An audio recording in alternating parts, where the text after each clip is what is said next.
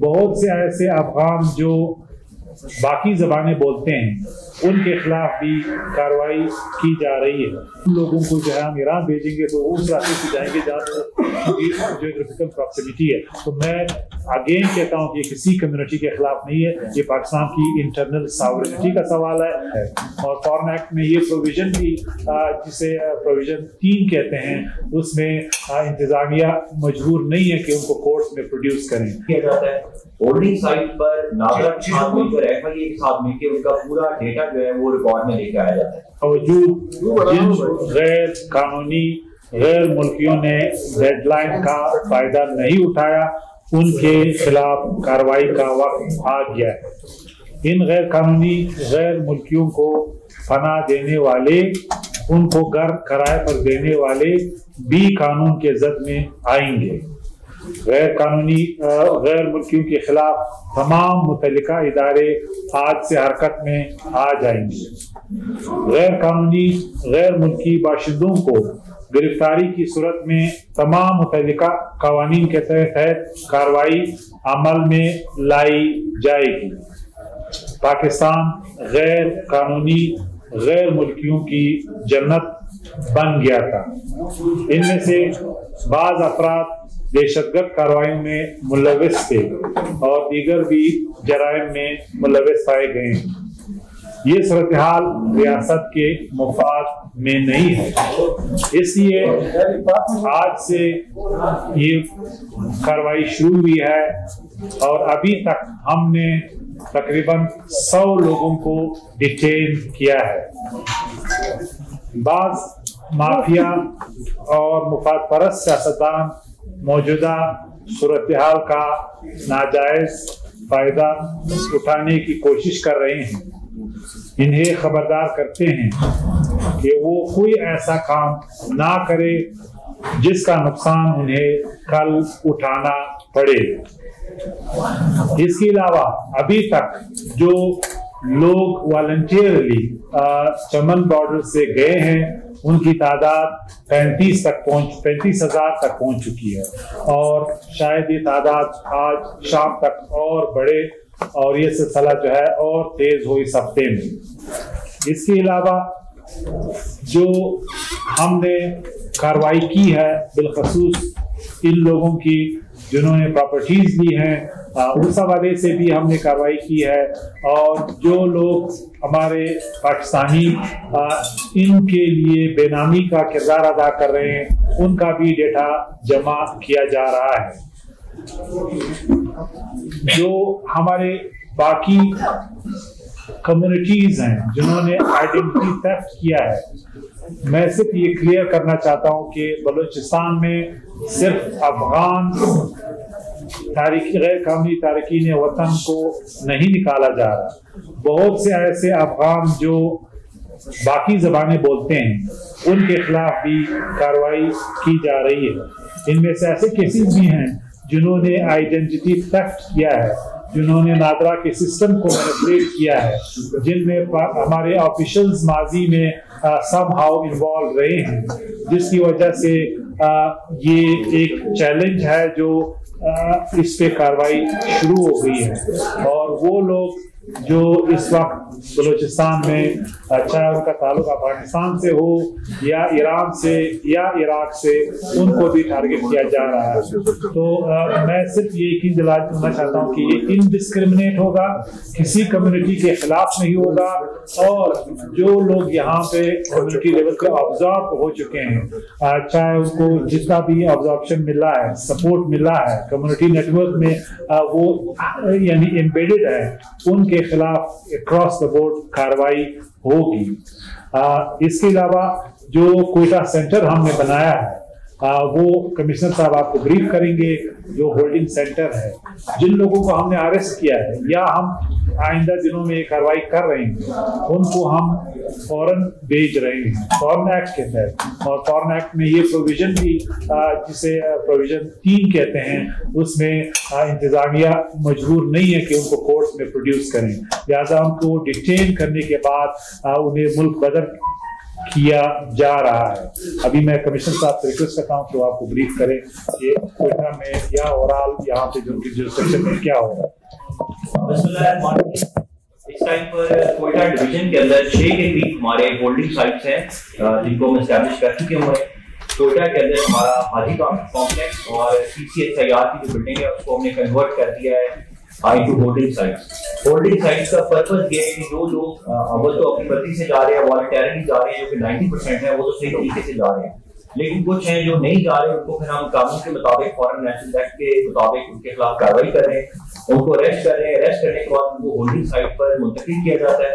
Holding site पर नागरा छान मिलकर FIA के साथ मिलकर उनका पूरा डेटा जो है वो रिकॉर्ड में लेकर आया जाता है और उसके बाद उनकी मैनिफेस्ट के मुताबिक उनको चमन बॉर्डर से हम इख्तिलाफ के लिए तैयारी कर रहे हैं। तो आज से हमारा ऑपरेशन स्टार्ट हो चुका हुआ है। जैसे सर ने बताया कि ऑलरेडी 35,000 लोगों को जो है पूरी तरह से मुहिम जो है वो कामयाब चल रही है।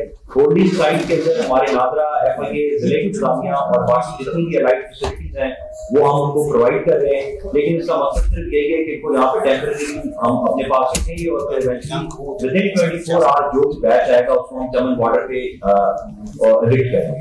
अच्छा, सवाल ये है कि क्या चूंकि डेडलाइन खत्म हो चुका है, अब डोर टू डोर ये अमल शुरू होगा लोगों को चेक करने के हवाले से, और जो होल्डिंग सेंटर्स बनाए गए हैं आज दिन आप लोगों ने कितनी कार्रवाई जो है वो की और किस किस इलाके में की, कितनी तादाद में लोग होल्डिंग सेंटर में लगे हुए हैं, डोर टू डोर चेक कैसे किया जाएगा, आइडेंटिफाई कैसे किया जाएगा? देखिए, ऑलरेडी हम बिल्कुल डोर टू डोर जा रहे हैं। हमारे पास डेटा है। हमारा जो लोकल लॉ एनफोर्समेंट है, जो जो क्राइम ब्रांच है, उनकी बड़ी विजिबिलिटी है। सारे इलाकों को हमने उनकी जो फेंसिंग की है, उनकी मैपिंग की है, लिहाजा हम उनके पीछे जा रहे हैं। और जिस तरह हमने कहा है कि उनको जहां भी ऑब्जर्व है हम चुन चुन के उनको डिटेन करेंगे। जो आज की कार्रवाई है वो तकरीबन 100 है और ये जो है हम और बढ़ाएंगे क्योंकि हमारा जो डेडलाइन था वो यही था कि आप वॉलंटियरली जाएंगे, हमें कोई फॉर्म एक्ट के तहत कार्रवाई ना करना पड़े। लेकिन अब ये कार्रवाई शुरू हो चुकी है जो रुकने वाली नहीं है। इसके अलावा जो होल्डिंग सेंटर्स हैं वो तकरीबन फाल हो चुके हैं या फाली की हालत में है मुख्तलिफ रीजन्स में। और जो लोग अभी आ रहे हैं बिलखसूस सिंध के साथ हमारी कोऑर्डिनेशन है, वो ट्रेन के जरिए लोग भेजेंगे। 1000 लोग तकरीबन उनके पूरे हो गए तो ये ट्रेन हम किसी वक्त भी रिसीव कर सकते हैं नेक्स्ट टू डे में, नेक्स्ट 48 आवर्स में, और वो स्ट्रेट हम क्वेटा से चमन जो है वो ले जाएंगे और वहां पे उनको एग्जिट पार कराया जाएगा। तो हम कोशिश कर रहे हैं कि मिनिमम लोगों को हम इन होल्डिंग सेंटर्स में रखें जितना हम वहां पे लॉजिस्टिकली कर सकते हैं। हम कोशिश कर रहे हैं जो 4 बजे का डेडलाइन है बॉर्डर क्रॉसिंग का वो हम बढ़ा सकें। तो इस वक्त हमारी सबसे जो फाल एग्जिट सेंटर है वो चमन का है और वहां पे हमारी लॉ एनफोर्समेंट जो है वो बड़ी मुस्तैदी से काम कर रही है। मैं अप्रिशिएट करता हूँ सारी लॉ एनफोर्समेंट एजेंसियों को, हमारी इंतजामिया को, बिलखसूस क्वेटा और चमन को जिन्होंने पूरा बर्डन उठाया है। और आइंदा जिन्होंने मेन किरदार जो है इनका होगा, क्योंकि पंजाब से जो अभी काफिले निकल रहे हैं वो भी बलूचिस्तान के रास्ते जो है वो मुल्क बदर होने जा रहे हैं। कभी ये दावा किया जाता है 70,000, तो कभी ये दावा किया जाता रहा कि ऐसी उन्होंने हासिल की है, उन पर अब तक कितना काम हुआ? क्या उनको अरेस्ट किया गया या वो वापस चले जा?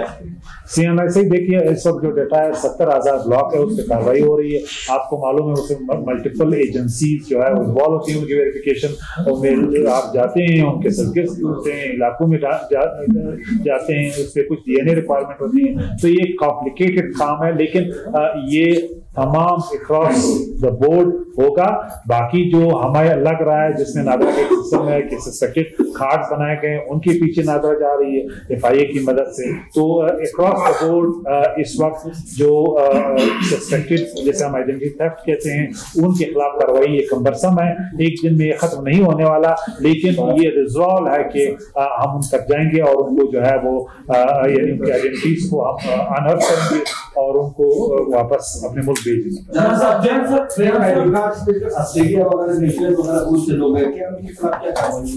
दूसरा ये कि चमन बॉर्डर पे कुछ कंप्लेंट आ रही है कि वहां पर सूर्या की करनी है जो बताने वाले। देखिए आइडेंटिटी थेफ्ट में जो भी कम्युनिटी के लोग हैं जो भी मुल्क के लोग हैं वो अक्रॉस द बोर्ड, उनका मैं नाम नहीं लेना चाहता, ना मैं कोई एथनिक पुराना खासा बात करना चाहता हूँ जिससे हमारे थॉट लाइन्स एग्जैसरबेट हों। हम नहीं चाहते कि कोई नेमिंग करें, लेकिन जिस ने भी, चाहे वो कोई भी बलूचिस्तानी हो, यहाँ पे रहा हो, उन्होंने ID कार्ड बनाए हों और वो नेशनल हो अफगानिस्तान का, ईरान का, किसी और मुल्क का, और उन्होंने हमारे सिस्टम को मिसयूज किया हो, तो उनके खिलाफ अक्रॉस द बोर्ड कार्रवाई हो रही है। कोई डिस्क्रिमिनेशन नहीं है। वो आज जहाँ भी बैठे हैं, अगर वो बाहर बैठे हैं, उनके जो पाकिस्तानी ID कार्ड हैं वो कैंसिल होने जा रहे हैं, उनके डॉक्यूमेंट्स कैंसिल होने जा रहे हैं।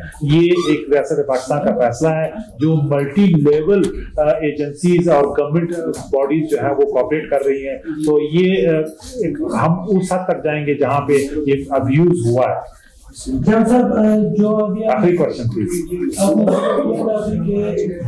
तमाम जुबानों के लोग जो यहाँ पे पहले रहे उनको हम निकालेंगे, लेकिन कमिश्नर साहब ने भी, आपने भी सिर्फ चमन बाटर का नाम इस्तेमाल किया, तो उस चमन बाटर से आप अपराधियों को, बिहारियों को भी, बच्चों को भी, सबको अफगानिस्तान में क्या मसला है?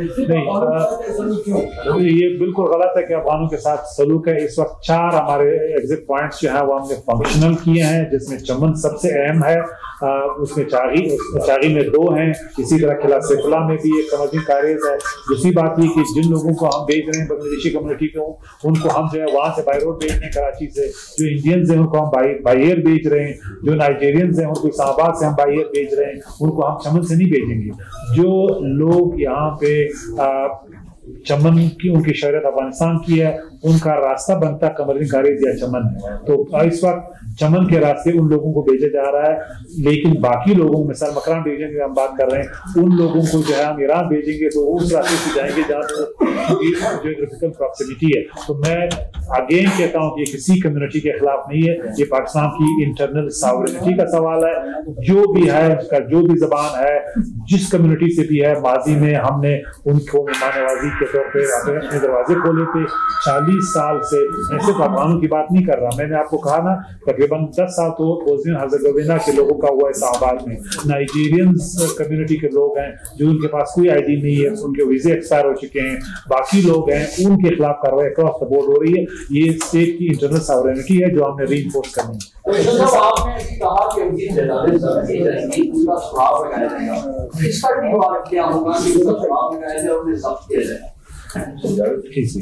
अच्छा, इसमें एक बहुत ज्यादा सवाल आ रहा है कि प्रॉपर्टी की अटैचमेंट, जो कानूनी तरीकेकार है उसको हम कहते हैं attachment of property under land revenue act. इसी तरह फॉरेन एक्शंस एक्ट में भी ये प्रोविजन मौजूद है। अभी तक जो हमारे पास तकरीबन 30,000 के करीब जो लोग एविक्ट हुए हैं, उनका हमने जो डेटा चेक किया, किसी ने भी अपने नाम पे प्रॉपर्टी नहीं रखी हुई। उन्होंने यहाँ पर बेनामी किसी के नाम पे करवाई हुई है, यहाँ वो रेंट पे यहाँ पर रह रहे थे। और वैसे भी हमारे लॉ के अंदर है कि कोई भी फॉरेन नेशनल जिसके पास पाकिस्तान का CNIC नहीं है, ना वो अपने नाम पर रजिस्ट्री इंतकाल करा सकता है, ना वो फर्ज का इंतकाल करा सकता है लैंड रेवेन्यू एक्ट। हाउएवर अगर इस तरह की जो प्रॉपर्टीज मिलती हैं जो हमें कंफर्म हो जाता है कि उनका कोई वाली वारिस नहीं है, वो अवैक्टिव प्रॉपर्टी है, या एक तरह से वो उनका कोई ओनर उसकी क्लेम नहीं कर रहा, उसको हम लैंड रेवेन्यू एक्ट के तहत अपने नाम पे बाकी सरकार जब्त करते हैं टेम्परेरी, जब और उसके ऊपर एक प्रोसीडिंग स्टार्ट हो जाती है जिसको हम कहते हैं अटैचमेंट प्रोसीडिंग। वो हमारी स्टार्ट हो जाएगी, जगह जो है उसको हम सीज कर देंगे, उसकी इन्वेंटरी जो है एक मैजिस्ट्रेट साहब बना देंगे। तो उसका एक तरीकाकार एग्जिस्ट कर रहा है। फिलहाल अभी तक ऐसी कोई प्रॉपर्टी हमारे सामने नहीं आई, जैसे ही आएंगी वो अटैचमेंट की प्रोसीडिंग स्टार्ट हो जाएगी। अभी आपने कहा कि हम होल्डिंग सेंटर बनाएंगे।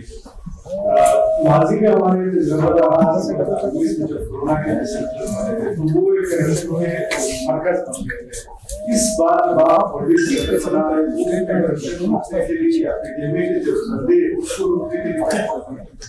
देखिए, पहली बात ये कि मैं माजी में नहीं जाना चाहता। आज की जो बात है, नादरा ने व्हीकल प्रोवाइड करना है बायोमेट्रिक्स के लिए, उसमें कोई करप्शन की गुंजाइश नहीं है। जो आपका कैस्को है, उन्होंने 24 आवर बिजली देनी है। जो क्वेटा म्युनिसिपल कॉर्पोरेशन है, उन्होंने 2 फायर ब्रिगेड देने, सिविल हॉस्पिटल में मेडिसिन किट और डॉक्टर्स देने।